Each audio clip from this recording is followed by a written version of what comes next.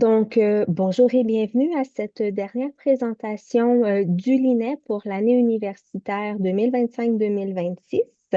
Euh, le LINE, c'est le laboratoire d'intégration du numérique en enseignement de la traduction.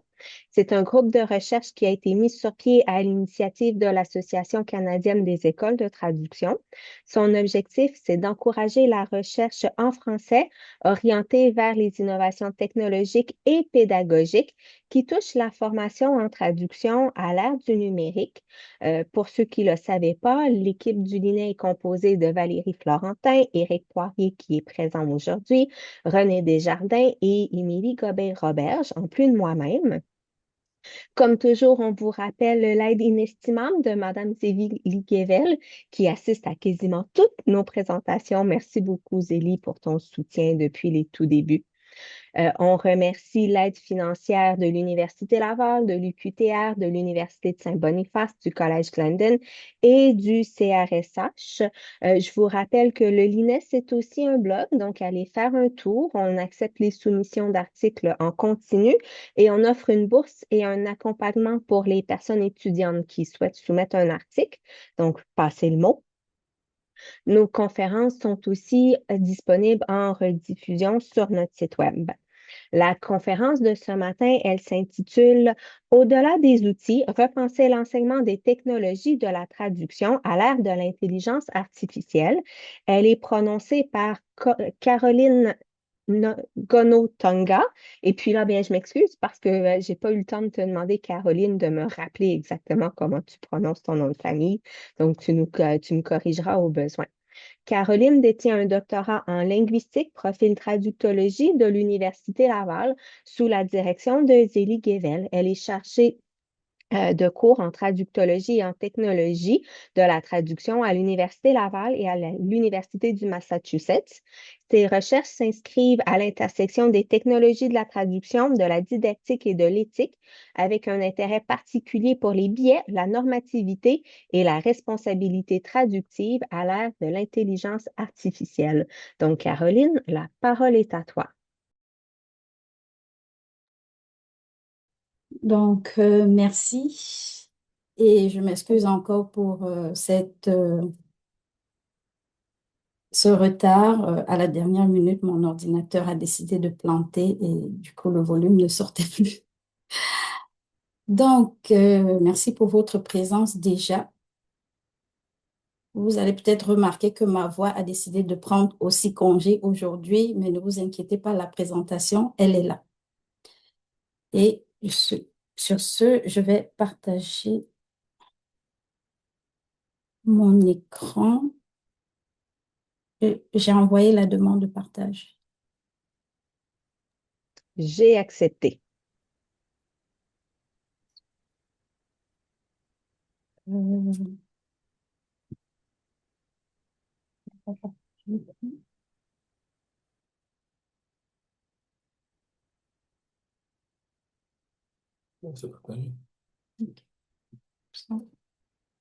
Donc, est-ce que vous voyez bien mon écran? Oui, c'est beau. OK. Je tiens déjà d'abord à signaler, étant donné que j'ai changé d'ordinateur, là, je n'utilise pas mon ordinateur, ça fait qu'une partie de la présentation sera dite vraiment oralement parce que le document se trouve dans mon autre ordinateur. Donc, sur ce, le titre de ma présentation, c'est Repenser l'enseignement des outils d'aide à la traduction à l'ère de l'intelligence artificielle, enjeux éthiques et pédagogie. Je m'appelle Caroline Ngono. Mon nom de famille au complet, c'est Ngono Tonga et mon prénom de préférence, c'est Caroline, mais à l'Université Laval, on m'appelle Dorothée. Donc, je m'appelle Dorothée Caroline. Donc, Dans cette présentation, je vous propose de partir de mes pratiques pédagogiques en traductique pour réfléchir aux manières dont nous pouvons aujourd'hui repenser l'enseignement de la traduction, des outils d'aide à la traduction à l'ère de l'intelligence artificielle, ainsi qu'au développement d'une pensée critique chez les personnes étudiantes. Par souci de fluidité, j'utiliserai le terme étudiante pour désigner l'ensemble des personnes étudiantes. Nous sommes aujourd'hui dans un contexte où les étudiantes utilisent déjà ces outils au quotidien, parfois bien avant qu'ils ne soient formellement introduits dans le cadre de notre formation. Qu'il s'agisse de traducteurs en ligne, comme par exemple DeepL ou Google Translate, ou encore des grands modèles de langage ou des plus fréquemment appelés des LLM, comme ChatGPT ou Gemini, ces technologies font partie intégrante de leur pratique spontanée, que ce soit pour traduire, reformuler, vérifier et même produire du texte. Cela signifie que lorsque nous arrivons en salle de classe, nous ne partons plus de zéro, du moins pour ces outils. Pourquoi? Parce que les étudiants ont déjà développé des habitudes d'usage, parfois efficaces, mais souvent peu réfléchies et peu maîtrisées. Suite à ce constat, la question à se poser n'est plus s'il faut introduire ces outils dans nos enseignements, mais plutôt de comprendre comment encadrer l'usage, comment apprendre aux étudiantes à les questionner et à les mobiliser de manière un peu plus avisée. Autrement dit, il s'agit pour nous de repenser notre façon d'enseigner la traductique, mais ça peut aussi être les autres cours de traduction, et de mieux intégrer ces technologies dans nos pratiques pédagogiques. Nous passerons ainsi d'une logique d'introduction des outils à une logique d'accompagnement dans les usages existants. Dans un instant, excusez-moi. Dans la pratique, on observe des usages partiels et ciblés. Par exemple, les traducteurs en ligne et les LLM sont souvent mobilisés pour obtenir une première version du texte, reformuler rapidement une phrase ou encore vérifier une solution ponctuelle. En revanche, ces outils sont rarement intégrés à un processus de traduction ou un processus de traduction structuré. Ils sont utilisés de manière ponctuelle, intuitive et sans réelle stratégie d'ensemble. Autrement dit, les étudiantes arrivent avec des pratiques, euh, mais pas encore, ils n'arrivent pas encore à articuler leur façon d'utiliser les outils, les comparer, ni surtout à évaluer l'effet que ces outils ont sur le texte qu'ils traduisent.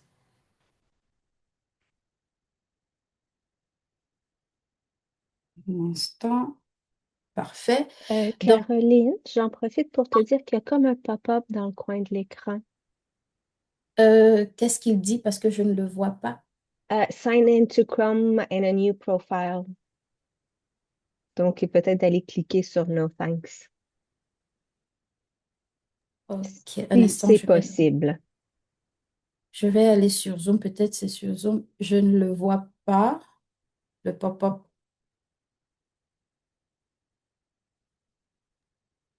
Je ne vois pas le pop-up. Non, je te dirais que c'est vraiment ton Chrome ou ton... bon, en tout cas, c'est pas grave de toute façon, là, ça...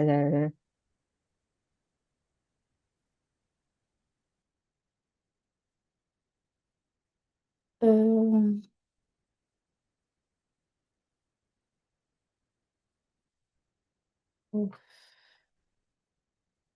bon, je vais retourner à ma présentation.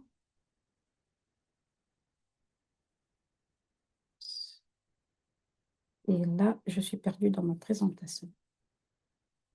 Donc là, est-ce que vous voyez ma présentation? Oui, c'est parfait. Et le pop-up, il est parti? Oui, il est parti. Ok, d'accord, merci. Donc là, je m'apprêtais à parler des logiciels de traduction et des autres outils numériques, ressources numériques de la boîte à outils du traducteur. À côté des traducteurs en ligne et des LLM, il existe aussi un ensemble d'outils que nous mobilisons aussi en formation. Je parle là des logiciels de traduction comme par exemple Trados, MemoQ, SmartCard, Omegati et d'autres outils en terminautique. Ceux-ci reposent sur des logiques différentes des traducteurs, des traducteurs en ligne et des LLM. Mais très souvent, euh, dans ce cas, l'enseignement, parce que les étudiants ne sont pas habitués aux logiciels de traduction contrairement aux traducteurs en ligne, dans ce cas, la façon d'enseigner parfois commence à partir de zéro. Nous montrons comment créer un projet, comment importer des fichiers, comment utiliser les mémoires de traduction. Mais très souvent, cet enseignement reste très centré sur des aspects techniques. Du moins, jusqu'ici, il est souvent resté très centré sur des aspects techniques.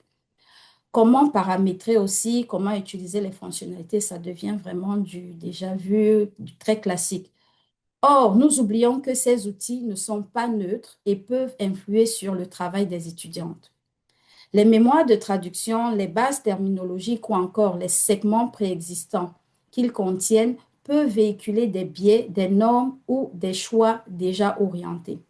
Autrement dit, même dans ces environnements dits professionnels, il est nécessaire de développer un regard critique. Et cela signifie que notre rôle ne peut pas se limiter à montrer comment utiliser ces outils, mais il doit aussi consister à apprendre aux étudiantes à les interroger. Et si aucun de ces outils n'est neutre, notre prochaine question devient comment les enseigner aujourd'hui, d'où mon titre. Si nous mettons ces éléments ensemble, entre autres, des usages déjà installés, mais partiels, et des outils professionnels qui ne sont pas neutres, nous nous retrouvons face à une tension importante dans l'enseignement actuel de la traductique et même la façon d'intégrer ces outils dans notre formation, qui est loin du besoin actuel d'avoir des usages qui utilisent, des usagères qui utilisent ces ressources avec un regard avisé. L'enjeu devient alors double. Commencer à intégrer les outils sans perdre les compétences, former à l'usage sans former à la dépendance et surtout former des étudiantes capables de décider dans un environnement où l'outil nous fait des propositions en permanence. Face à ces enjeux, j'ai décidé de changer ma posture, ma façon d'enseigner les outils d'aide à la traduction. Je ne cherche plus à former des étudiantes qui savent utiliser des outils. Je cherche à former des étudiantes qui savent les questionner. Mon approche consiste à passer d'un enseignement des outils à un enseignement de leur effet sur le texte.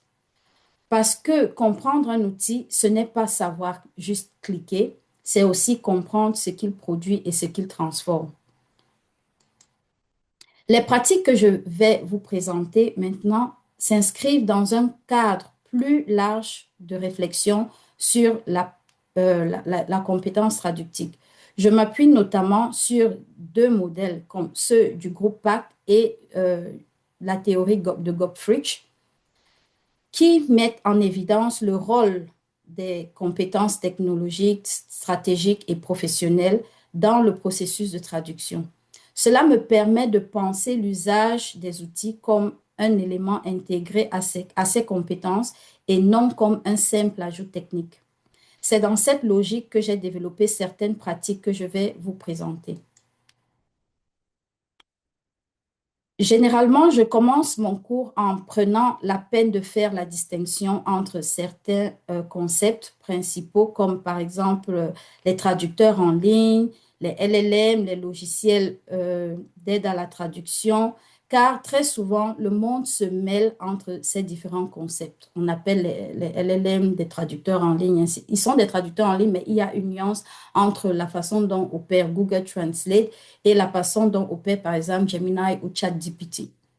À cela, je rajoute une formation rapide sur quelques pratiques de base comme comment enregistrer son travail, sauvegarder dans un nuage et partager le lien avec l'enseignant. Ceci évite le partage de documents volumineux, diminue la pollution numérique et me permet de m'assurer que les étudiantes organisent bien leur travail, car toutes les ressources qu'elles vont utiliser vont se retrouver à un même endroit. J'ai le lien pour y accéder et cela évite les va-et-vient laborieux par courriel où parfois on peut se perdre.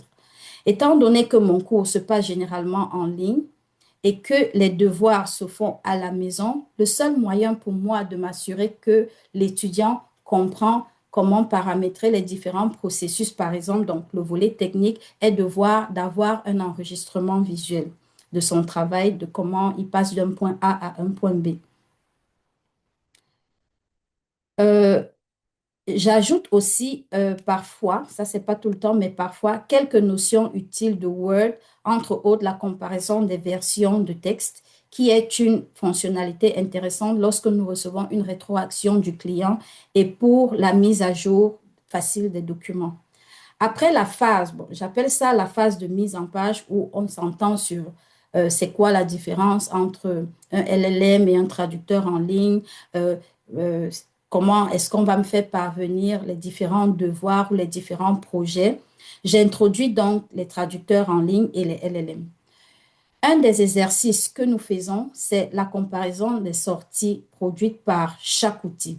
Concrètement, c'est un instant, s'il vous plaît. C'est la pratique numéro 1. Donc, concrètement, ce que je fais, c'est je vais donner un texte aux étudiants à traduire et ça va se faire en 3 étapes. Enfin, en 2 étapes. L'étudiant va d'abord traduire. Il va traduire juste le titre. Ensuite, il va prendre ce titre, il va le mettre dans un traducteur en ligne. Donc là, je vais ajouter une autre notion. Donc, je vais faire la différence, par exemple, entre Google Translate et un DeepL, qui est un Neural Machine Translation Device, et un LLM. Donc là, l'étudiant va être face à 4 façons de traduire, sa façon de traduire, la façon de Google Translate, la façon dont Google Translate va traduire et la façon dont DeepL et le LLM de son choix qu'il aura choisi vont présenter la même traduction. Ainsi, l'objectif n'est pas de déterminer quel outil est le meilleur, mais plutôt d'en constater les nuances et s'en interroger sur les raisons et les effets sur le message. Donc, je leur demande, qu'est-ce que chaque outil fait au texte? Quelle différence observe-t-elle en termes de choix lexicaux, de registres, de structure? Et surtout, qu'est-ce que ces différences impliquent pour le sens? C'est dommage parce que j'avais prévu un exemple pour vous et je ne l'ai pas, donc je vais le dire oralement. Le premier exemple, par exemple, le premier exemple qu'on a, le titre c'est Technical Overview of Advanced Textured Hair Care Systems. L'étudiant, en le mettant dans Google Translate, il verra aperçu technique des systèmes de soins capillaires texturés avancés. Chez DeepL, il aura présentation technique des systèmes avancés de soins capillaires pour cheveux texturés. Chez ChatGPT, il aura aperçu technique des systèmes avancés de soins capillaires pour cheveux texturés et elle-même, elle aura aperçu technique des systèmes de soins avancés pour cheveux capillaires. Donc, on a là 4 versions différentes de traduction d'une même phrase. Selon les outils et la version donnée par l'étudiante, on obtient des résultats différents. DeepL propose une formulation plus standardisée, parfois plus formelle. Google Traduction peut traduire une version plus littérale et ChatGPT tend souvent à reformuler davantage, parfois lisse certaines nuances. Du côté de l'étudiante, dans le cadre de cet exemple que je viens de donner, en faisant cette comparaison, elle s'est rendue compte qu'elle avait omis un élément de sens très important. Elle avait omis le mot texturé qui venait tout changer parce qu'il existe différents types de cheveux. Et elle a omis l'essentiel texturé. Donc, ça changeait tout le sens. Ce qui est intéressant, c'est que certaines versions rendent le texte plus fluide, mais au prix d'un effacement partiel ou inclusif, partiel de l'inclusivité initiale. Et en fonction du but de notre traduction, on a différents choix devant nous. Donc, face à ces différents choix, l'étudiant non seulement se rend compte de ce qui manque dans sa traduction, se rend compte de ce qui manque dans les autres traductions et ça lui permet de faire un meilleur choix. Une fois là, je ne leur demande pas quelle est la meilleure traduction. Je leur demande de constater où existe la nuance, ce qui doit être amélioré pour avoir une bonne traduction, pour avoir un bon sens, pour rester fidèle au texte initial. Je ne cherche pas à dire Google Traduction est mauvais ou ChatGPT est meilleur. Je leur demande juste de constater comment travailler, comment améliorer un texte et ce sur quoi ils doivent se baser pour avoir ce regard critique. Les différents détails, par exemple, le fait qu'elle ait omis texturé, c'est en voyant ce que les autres outils avaient préparé ou avaient produit qu'elle s'est rendue compte qu'elle avait omis quelque chose d'important. Dans mon deuxième exemple, ou ma deuxième pratique, je fais, un instant, s'il vous plaît, je fais de l'injection de biais. Qu'est-ce que j'entends par là? Après avoir travaillé avec les traducteurs en ligne, j'ai introduit les logiciels de traduction assistés par ordinateur. Nous commençons par un volet de définition. Donc, c'est quoi la mémoire de traduction? C'est quoi une base terminologique? C'est quoi les balises? Afin de poser les bases et de nous familiariser avec certains termes. Après le volet paramétrage des projets, très rapidement, je cherche à aller au-delà de cette appropriation technique. Un des exercices que j'utilise consiste à travailler sur une mémoire de traduction que j'ai moi-même créée et volontairement contaminée. Qu'est-ce que j'entends par là? J'ai introduit des traductions non révisées, des formulations approximatives ou encore des expressions valides dans certains contextes mais inadaptées au domaine ou au public cible. Je partage ensuite cette mémoire de traduction avec les étudiantes qui l'utilisent pour traduire un nouveau texte. Et c'est là que l'exercice devient révélateur. Par exemple, dans un premier cas, dans un premier cas, une entrée que j'ai introduite dans la mémoire de traduction contenait l'expression Health Problems Series. Et là, c'était un titre. Mais dans le texte que l'étudiant devait traduire, Health Problem Series apparaissait, mais ce n'était pas un titre. C'était vraiment dans le corps du sujet. Malgré cela, les étudiants n'ont pas su repérer le fait que Health Problem Series était un titre. Ils ont accepté la suggestion faite par la mémoire de traduction et c'était une erreur parce qu'il fallait ajouter un peu de chair pour donner plus de sens à cette expression-là. Un autre exemple euh, qui était tout aussi intéressant, dans un texte, il y avait daycare to grade 2 qui apparaissait. Je l'avais rendu dans ma mémoire de traduction comme de la crèche à la deuxième année. Et c'est ce qui a été proposé aux étudiants. Plusieurs étudiantes ont validé cette proposition sans hésitation. Or, dans le contexte québécois, on ne parle pas de crèche, on parle de garderie. Le fait qu'on, ici, de une réalité est, enfin, j'ai constaté deux choses. Le fait qu'on se rende compte qu'une grande partie des étudiantes ici vient est internationale, donc peut parfois ne pas être familière avec la terminologie locale, ce qui peut pousser à commettre ces erreurs-là.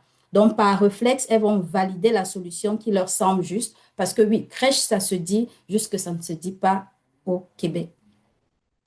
Ce que ces deux exemples montrent, donc crèche et le premier exemple que j'ai donné, c'est que les biais ne sont pas uniquement techniques. Ils peuvent être linguistiques, ils peuvent être contextuels et ils peuvent être culturels. Et surtout, ils sont renforcés lorsque les outils ne sont pas interrogés. Si c'est dans la mémoire de traduction, c'est que c'est correct. Ça, c'est ce que l'étudiant se dit parce qu'on fait confiance à la mémoire de traduction. On se dit, c'est une mémoire de traduction, ça a été rentré par un traducteur humain, donc c'est fiable. Et le réflexe, c'est qu'on ne va pas chercher à le corriger, on va juste l'accepter. À ce moment-là, l'autorité de l'outil prend le dessous sur l'analyse. C'est pourquoi, après l'exercice, nous revenons systématiquement sur les choix effectués Pourquoi cette proposition a-t-elle été acceptée? Est-elle adaptée au contexte? Qu'est-ce qui aurait dû alerter? Ça, ce sont les questions qu'on se pose souvent après traduction et ça permet aux étudiants de retenir la leçon et la prochaine fois, elles ont un regard un peu plus critique lorsque la mémoire de traduction leur fait des suggestions, par exemple. Donc, l'objectif n'est pas simplement de corriger une erreur ici, mais de développer une vigilance critique. La moralité de l'histoire ici, c'est que une mémoire de traduction n'est pas une autorité, c'est une proposition qu'il faut savoir aussi interroger. Un outil peut être linguistiquement correct et pourtant contextuellement inadapté. Et lorsque ce type de mécanisme se produit, il a des conséquences directes sur la qualité et le sens de la traduction. Comme nous l'avons vu avec le cas de l'exercice avec la mémoire de traduction contaminée, les étudiantes reproduisent souvent ces biais. Et cela révèle quelque chose d'important, une forme de confiance, comme je l'ai dit. Et cette confiance ne se manifeste pas toujours de manière consciente. Elle est souvent liée au fait que l'outil fournit une réponse immédiate, structurée et apparemment cohérente. Dans ce contexte, la proposition de l'outil est perçue comme euh, un point d'appui fiable, parfois même comme une validation. Or, ce que l'on observe, c'est que cette confiance est progressivement remplacée par une analyse au fur et à mesure que nous avançons. Les étudiants ne valident pas une solution parce qu'elle est adaptée au contexte, mais parce qu'elle est proposée par l'outil. Et c'est là que le biais devient problématique, parce qu'il ne se contente pas d'exister dans la ressource, il est reproduit dans la traduction finale, souvent sans être détecté. Dans les exemples que nous avons vus, qu'il s'agisse de série problèmes de santé, qui était le premier exemple, ou celui de la crèche, ce n'est pas uniquement une erreur de traduction, c'est une erreur d'adaptation. C'est le résultat d'un processus dans lequel la proposition de l'outil est acceptée sans être suffisamment interrogée et le contexte n'est pas pleinement pris en compte. Et lorsque ces biais sont reproduits de manière systématique, ils ont une conséquence directe sur la qualité et le sens. À partir de ces observations, une idée s'impose. Qu'il s'agisse de traducteurs en ligne, des LLM ou des mémoires de traduction, tous ces outils sont construits à partir de données existantes. Ils reproduisent certaines manières de dire, certaines préférences terminologiques et parfois certaines visions du monde. On parle ici de normativité. Les outils tendent à standardiser les formulations, à privilégier des solutions dominantes et à lisser les variations possibles. Et comme on l'a vu dans les exemples, ces choix ne sont pas anodins. Une formulation peut être correcte, mais inadaptée au contexte ou à notre public cible. Et notre prochaine question, au vu de cette observation, c'est euh, qui est responsable du choix final? Est-ce que c'est l'outil? Est-ce que c'est la personne qui accepte la proposition? Est-ce que c'est le client, par exemple, qui me donne une mémoire de traduction contaminée ou est-ce que c'est moi la traductrice? Dans mon approche, je mets l'accent sur cette idée. La traductrice reste responsable du texte traduit, même si le mémoire de traduction lui a été imposé par le client, elle reste la responsable parce qu'elle se doit de faire une vérification.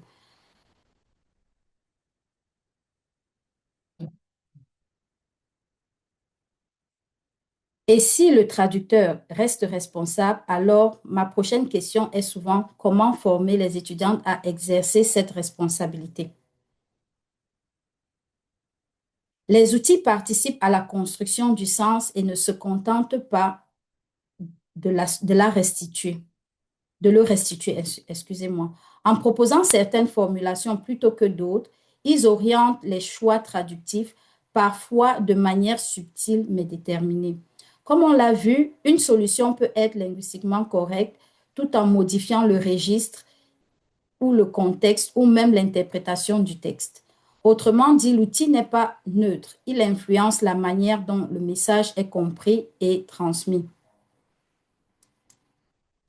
Pour contrer cette tendance et à accepter les propositions sans les questionner, je demande aux étudiants de justifier systématiquement leur choix, surtout lorsqu'ils sont face à euh, des choix difficiles où il y a beaucoup de synonymes, ou par exemple, où il manque par exemple d'équivalent dans la langue cible, comment ils réussissent à prendre une décision. Donc, ils se doivent d'expliquer, de justifier leur choix. Il ne s'agit plus seulement de produire une traduction, mais d'expliquer pourquoi une solution est retenue et en quoi elle est adaptée au contexte. C'est un exercice que j'aime particulièrement car il me permet de comprendre le processus de raisonnement de l'étudiante et lui ouvre les yeux face à certaines décisions à prendre. Cela oblige aux étudiantes à revenir au texte source, à comparer les options proposées par les outils et à expliciter leurs critères de décision. Le travail de justification transforme l'usage des outils en une démarche réfléchie et contribue à développer une véritable posture critique. Une bonne traduction n'est donc pas seulement une solution correcte, mais elle est aussi une solution justifiée. Ils comprennent qu'ils doivent être capables de justifier leur choix terminologique ou alors les phrases qu'ils utilisent, ainsi de suite. Dans cette logique, la post-édition ne se limite pas, j'introduis la post-édition, mais elle ne se limite pas à corriger une traduction générée par un outil, sinon ce serait trop facile. On essaye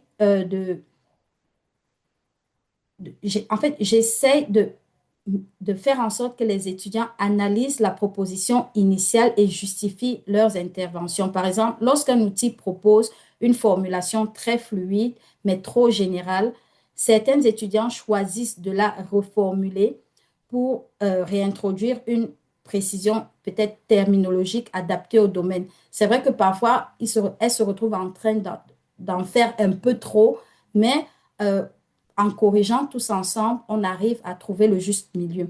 Et au fur et à mesure qu'on fait cet exercice, elle commence à être un peu plus équilibrée, à ne plus trop rentrer dans les détails ou à chercher à être trop perfectionniste. À travers ces différentes pratiques, l'objectif n'est pas simplement de former des étudiantes à utiliser des outils. Il s'agit avant tout de développer une posture réfléchie. Autrement dit, former des étudiants capables de prendre du recul face aux outils, de questionner des propositions qui leur sont faites et d'évaluer la pertinence en fonction du contexte, du public cible et des objectifs du texte. Cette posture implique de ne pas considérer l'outil comme une autorité, mais comme un point de départ dans le processus de décision. L'enjeu est de passer d'un usage intuitif ou automatique à un usage conscient, critique et assumé. Et c'est précisément cette capacité à analyser, à décider et à justifier qui constitue, à mon sens, une compétence centrale en traduction aujourd'hui. Et c'est dans cette perspective que je conçois aujourd'hui l'enseignement de la traductique, par exemple. Pour conclure, il ne s'agit pas de rejeter les outils, mais de les intégrer de manière critique et raisonnée dans nos pratiques pédagogiques. Cela implique de former les étudiants capables non seulement de les utiliser, mais aussi de les questionner, d'en comprendre les limites et d'en évaluer les effets sur le texte. Cela inclut également des compétences plus techniques que je n'ai pas eu le temps de développer ici, mais qui font pleinement partie de cette approche. Par exemple, apprendre à intervenir sur une mémoire de traduction, à corriger des erreurs d'encodage, de formatage ou encore à diagnostiquer un problème d'intégration de fichiers, comme dans le cas d'un fichier Excel mal structuré, difficile à exploiter dans un outil comme SmartCard, qui est très sensible au format de document. Ces situations rappellent que travailler avec les outils, ce n'est pas seulement les utiliser, c'est aussi savoir les comprendre, les ajuster et parfois les réparer. En définitive, repenser l'enseignement des outils, c'est former des étudiants capables d'agir de manière autonome, critique et responsable dans un environnement technologique complexe. penser que j'ai la compétence traductive, c'est vraiment être capable de le mettre en pratique au moment venu. Parfois, les étudiants stressent parce que c'est pas les exercices que je vais donner ne sont pas des exercices faciles. Ils rencontrent beaucoup de problèmes de dépannage technique, ils se mettent dans une situation de stress et tout. Mais ce n'est pas juste ça. À la fin de la journée, ils développent des réflexes où ils comprennent que sur le terrain, ils sont appelés à rencontrer ces problèmes. Et s'ils ont dit qu'ils maîtrisaient les technologies de la traduction, ils doivent avoir le réflexe d'aller chercher la solution avant de demander, par exemple, au département informatique de les dépanner, qu'ils aient certains réflexes de base. Donc, c'est en ça que consiste euh, mon approche actuelle en traductique. Je vous remercie. Merci.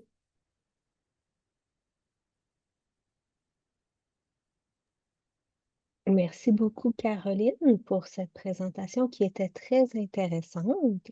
Je vais t'inviter à arrêter de partager ton écran pour qu'on puisse revenir en groupe pour la période de questions. Oui, un instant.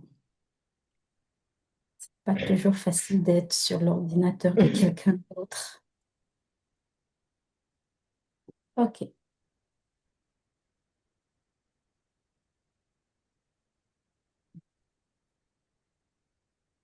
Super. Donc, j'ouvrirai aux questions. Euh,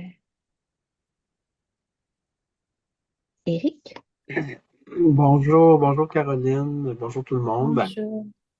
moi, j'aurais un commentaire quand même important qui est très favorable dans le sens où j'ai beaucoup apprécié la volonté d'intégrer des pratiques de transfert linguistique dans l'enseignement des outils technologiques. Ça, je trouve que c'est important.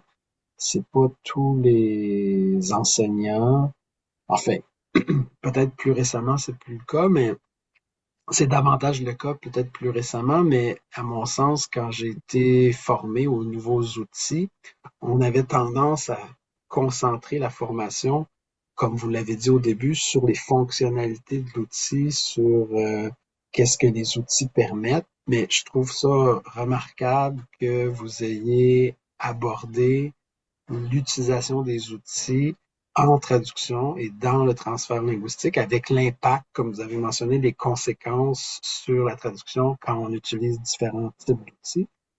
Donc, je voulais vous le mentionner. Je ne sais pas si vous l'avez pas beaucoup souligné dans votre présentation, mais je pense que ça mériterait d'être souligné parce que c'est quand même important. Donc, je voulais vous dire ça. Merci beaucoup. Merci beaucoup. C'est mon En commentaire. fait, je voulais changer vraiment la façon d'enseigner. Comme vous l'avez dit, c'est très classique. Ça a été très classique jusqu'ici. Et là, nous sommes face à euh, je ne vais pas dire l'émergence parce qu'ils sont là depuis un bon bout maintenant, de l'intelligence artificielle, des traducteurs en ligne, et où les gens se posent la question du rôle, de la place, de la valeur du traducteur. Donc, en leur montrant la nuance qu'il y a dans ce que nous faisons et ce que ces logiciels-là font, je pense qu'on commence à comprendre qu'on a effectivement notre place. Donc, au lieu de continuer à se plaindre sur LinkedIn, on devrait vraiment valoriser notre place sans trop se plaindre parce que nous avons notre place. Oui, puis vous faites la belle démonstration que plutôt que de se concentrer sur les fonctionnalités des outils et donc d'être asservi à ces outils-là, on prend en charge ces outils et on voit leur impact sur la traduction et sur différents types de traduction et sur différents types d'utilisation de ces outils-là. Donc, bravo. J'ai beaucoup aimé votre approche. Je pense que ça, c'est porteur. C'est une approche qui est porteuse. Pour la recherche, pour l'avenir, là, de la formation des traductrices, des traducteurs. Merci. Merci beaucoup. Sophie? Oui, merci vraiment pour cette présentation. Je trouve ça vraiment éclairant. J'essaie de faire un peu ça dans mes cours de transfert linguistique. Puis ça vient juste confirmer pour moi que cette approche-là est est vraiment utile parce que c'est vrai que moi, quand je fais mes exercices avec mes étudiants, je fais beaucoup de comparaisons avec les différentes sorties machines. Puis c'est ça que je leur dis, c'est vous qui êtes les spécialistes et qui devez apprendre à justifier vos choix parce que ce sont eux qui ont le dernier mot dans le fond et sont responsables de leur traduction. Donc, je trouve ça extraordinaire que vous le fassiez dans le cours d'outils que j'ai donné il y a 20 ans. C'était vraiment pas la même chose. Puis on se concentrait effectivement juste sur le fonctionnement. Mais le fonctionnement, ça s'apprend au fur et à mesure, à force de travailler avec. Puis je pense que dans les cours de transfert, il y a aussi cette importance-là d'être capable de s'habituer à travailler avec les outils puis à justifier nos choix. Donc, je pense que ça a sa place partout dans le programme, à mon avis. Donc, merci. Un gros bravo pour ça. Merci, Sophie. Je vais me permettre de te demander, Caroline, ton opinion sur est-ce qu'on devrait sortir les outils des cours d'outils? Et surtout, je vais te rappeler une anecdote. On se connaît depuis un certain temps. À l'hiver 2020, tu donnes le cours Specialized Translation à nos étudiants de baccalauréat et tu oses leur proposer que dans le cadre du cours, vous allez traduire pas seulement papier-crayon, ben, clavier Word, mais aussi avec un logiciel d'aide à la traduction. Je me rappelle plus si mais c'était pas MemoQ, mais peu importe, c'est pas important. Levée de bouclier de la population étudiante. On n'est pas dans le cours d'outils. Pourquoi est-ce qu'on oserait utiliser un logiciel d'aide à la traduction dans le cours? Euh, donc, comment est-ce que tu réagirais aujourd'hui, 6 ans plus tard? Parce que l'avenir t'a clairement donné raison, là. Ah, je suis contente d'avoir eu raison. Euh, Comme je l'ai mentionné, nous sommes face à euh, les outils où l'avancement technologique ne nous attend pas. Ça veut dire quoi? Nous sommes obligés d'être prêts à chaque fois qu'il y a une nouveauté, une innovation. Aujourd'hui, ma position, c'est quoi? Je suis pour, et je pense que c'était aussi ça le titre de ma thèse, l'intégration des outils dans l'enseignement de la traduction. Je ne demande pas, par exemple, d'intégrer d'entrée de jeu, mais que ça se fasse d'une manière progressive. Mais aujourd'hui, ce que je vois, c'est que si les outils sont intégrés dans d'autres cours, alors, par exemple, le cours de traductif doit être un peu plus avancé pour que nous puissions toujours faire face et être prêts à répondre aux attentes et aux besoins actuels de notre société. J'aime beaucoup que tu dis société et pas marché aussi, hein? Éric? Merci.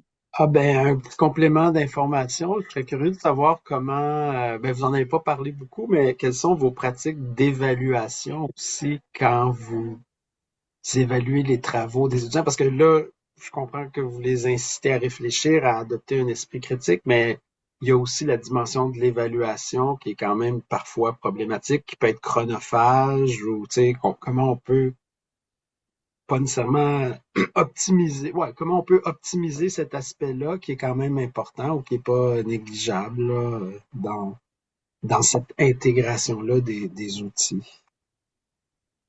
OK. Je fais, ce que je fais, c'est je donne des projets. Je n'ai pas une évaluation constante. Donc, ça veut dire qu'il n'y aura pas un jour dédié à une évaluation. C'est vraiment, elle est progressive. À chaque fois qu'on introduit, je vais introduire le sujet. On va en discuter, on va faire quelques exercices et ensuite, je vais vous donner la possibilité de pratiquer. Et pendant que vous êtes en train de pratiquer, moi, je vous observe. Je vous observe pourquoi? Parce que je voudrais voir si vous avez compris, s'il y a eu une évolution entre votre façon de penser avant que ce sujet ne soit abordé et maintenant. Et d'où l'importance pour moi d'avoir des enregistrements. Comme je l'ai dit, le, le cours se donne en ligne.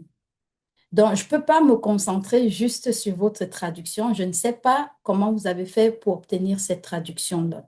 Donc, ça me prend vraiment de voir vos réflexes. Donc, je demande aux étudiants de s'enregistrer très souvent et ça me permet de savoir les ressources qu'ils vont chercher ici et là, quel est le réflexe. Parfois, je ne leur demande pas de parler, mais très souvent, ils ont envie de parler pendant l'enregistrement pour justifier leur choix, leur décision, ainsi de suite. Ça rend l'enregistrement très intéressant et c'est ce que j'évalue. Est-ce qu'il y a une certaine, euh, est-ce qu'il y a une certaine pensée critique? Est-ce que l'étudiant a fait une pause lorsqu'il a reçu ou il a été face à un obstacle? C'est ça que j'évalue. Comment il a fait pour sortir de là? Quelle est la décision que l'étudiant a prise? Ainsi de suite. C'est vraiment ça que j'évalue. Donc, il y a des projets, il y a l'observation en classe, il y a le travail en groupe. Tout ça forme l'ensemble de mes évaluations. Est-ce que ça, oui, ça répond à ta Merci. question, Eric. Merci. Donc, Alvaro? Merci beaucoup. Ben, je t'ai connu comme Dorothée, alors pour moi, c'est plus facile de t'appeler Dorothée. Et D'accord. je t'ai dit, lorsque j'ai vu les titres de la conférence, j'étais très intéressé parce que comme responsable des programmes de premier cycle ici à l'Université de Montréal, nous avons noté que là où les étudiants, où il y a le plus d'échecs, c'est dans les cours d'outils. C'est le plus problématique. On a dû même créer la figure d'un moniteur qui aide les étudiants avec les cours d'outils. Et ça m'a surpris que dernièrement, un étudiant que j'ai considéré très habile avec les ordinateurs, il aussi, il s'est planté dans le cours d'outils et je me suis mis à analyser et c'est que les changements de technologie, ça fait qu'ils font tous un clic. Alors, ils mettent un texte sur DeepL, ils mettent un texte sur où ils font une requête à ChatGPT. Mais lorsqu'ils arrivent à des logiciels comme MemoQ ou avec les mémoires de traduction, c'est beaucoup de processus. Et il paraît qu'ils sont moins doués pour ce processus long et réfléchi, comme tu viens de le dire. Alors, c'est comme ils font face à une technologie qui est bien différente de celle avec laquelle ils sont familiarisés. Alors, ça m'a surpris. Je ne sais pas comment tu le vis, mais ta conférence m'a intéressé dans ce sens. Qu'est-ce qui arrive dans les cours d'outils et pourquoi est-ce qu'on a ces phénomènes d'échecs? Parce que je vous assure, c'est le cours dans lequel il y a plus d'échecs dans notre programme. Comment tu vois ce phénomène, Dorothée? Bon, je suis surprise d'entendre ça parce que je n'ai pas rencontré. Bon, je vais nuancer mes propos là parce que j'ai eu beaucoup de tsunamis dans mon cours. Mais ça, c'est parce que d'entrée de jeu, moi, je les habitue au fait que ce n'est pas tous les jours, ce ne sera pas facile.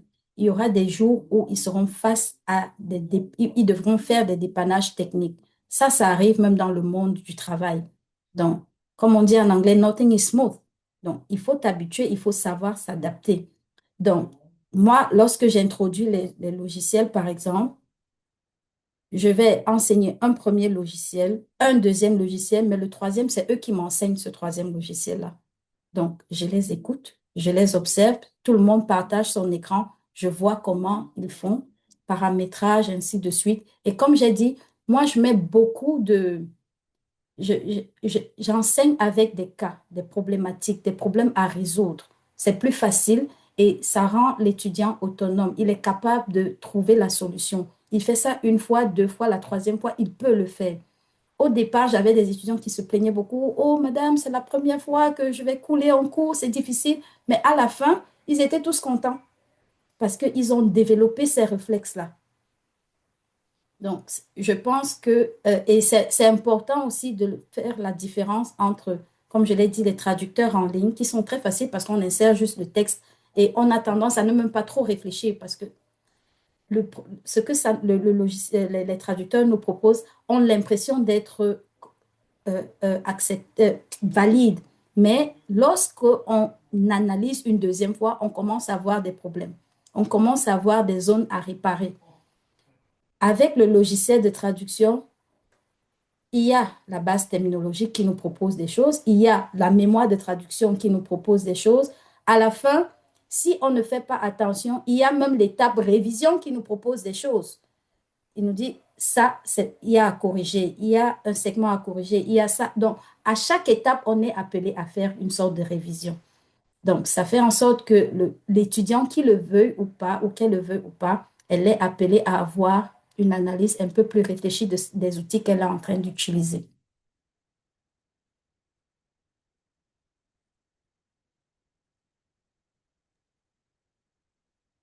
Est-ce qu'il y aurait d'autres questions, d'autres interventions?